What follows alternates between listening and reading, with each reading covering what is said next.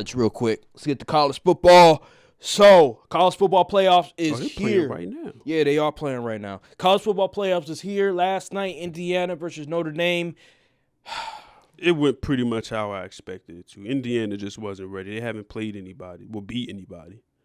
Here's the problem. Strength of schedule is emphasized, but it should be more emphasized than ever before because of what just happened last night. Indiana versus Notre Dame.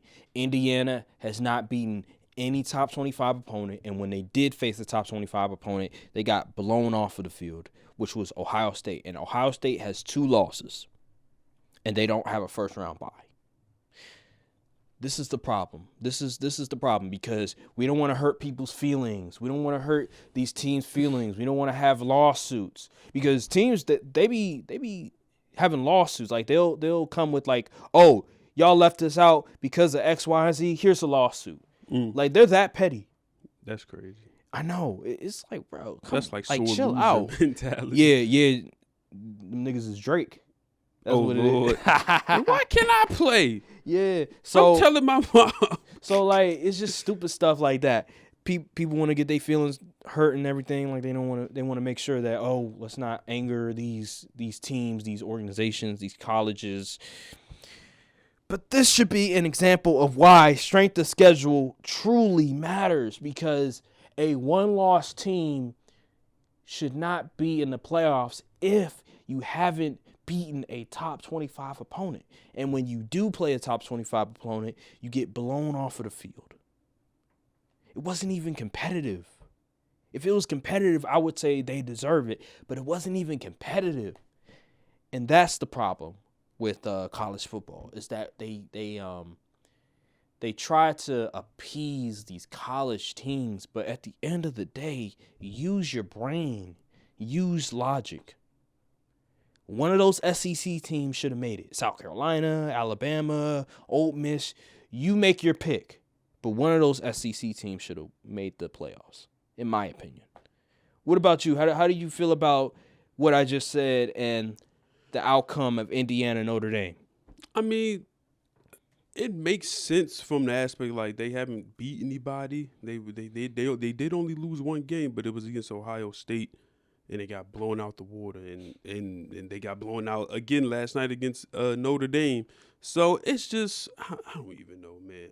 As far as the SEC, you might be right about that, but I think people were just drinking the Indiana Kool-Aid. Like it was like a nice little story, so they were just kind of like included them in to make like a feel-good story because they weren't really supposed to be like this early. Maybe like in a few years they were supposed to be like 11 win team, but not year one of this whole thing. So, yeah, I do agree. It would have been much more interesting of a game if one of those other SEC teams made it over them. But it is what it is.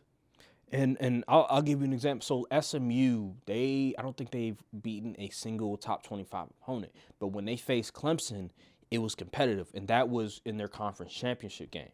Yep. They came back. They nearly won. If they did something like that, if Indiana did something like that, then I would say they deserve to be in. But they didn't do that at all. They weren't even in their conference championship game. So it just, to me, there was no legitimate argument besides, well, they only lost one game against Ohio State. I just think that's not good enough. I just think the committee messed up. I'm glad that we have an example now of what happens when a one-loss team with 0 top 25 victories gets into the playoffs. Now, for future decision-making, they can go back to what happened with Indiana and be like, you know what? Let's not make that same mistake. Mm-hmm. So maybe this had to happen. Maybe we had to have an example of what's wrong and correct it for future decisions.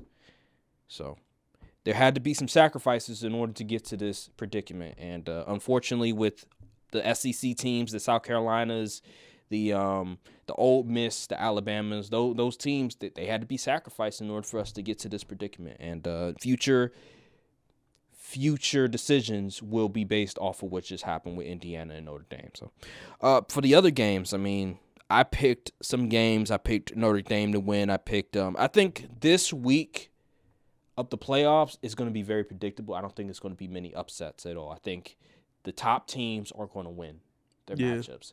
I think Texas is going to beat Clemson. I believe I already said Notre Dame is going to win. The team that plays SMU, Penn State, they're going to win, and it should be Ohio State versus Tennessee. I think Ohio State wins. That makes sense. I don't think there's going to be any upsets until we get to the second round. That's when there's going to be upsets because you got Boise State, that's the number 4 seed. You have Arizona State at the number 3 or something like that. Like, these are teams that the reason why they're high ranked is because they won their conference. I believe that's when the upsets are going to happen. I don't know what the spread is going to look like when Boise State plays a certain team or Arizona State plays a certain team, because maybe they're not going to be the favorite team. They're probably not going to be the favorite team, but I believe that's when the upsets will occur.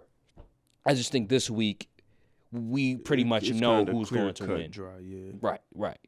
But who knows? You never know. Yeah, you never know. It's college football. You never know. And I like that. It has that March Madness type of feel to it now, where in previous years where we had the 4-team playoffs, it was pretty much set in stone. Alabama's going to beat that team, that 4th-ranked team. Alabama's going to beat Cincinnati, or they're going to beat Washington. Clemson's going to beat this team. Georgia's going to beat this team. It was set. Just let me be me.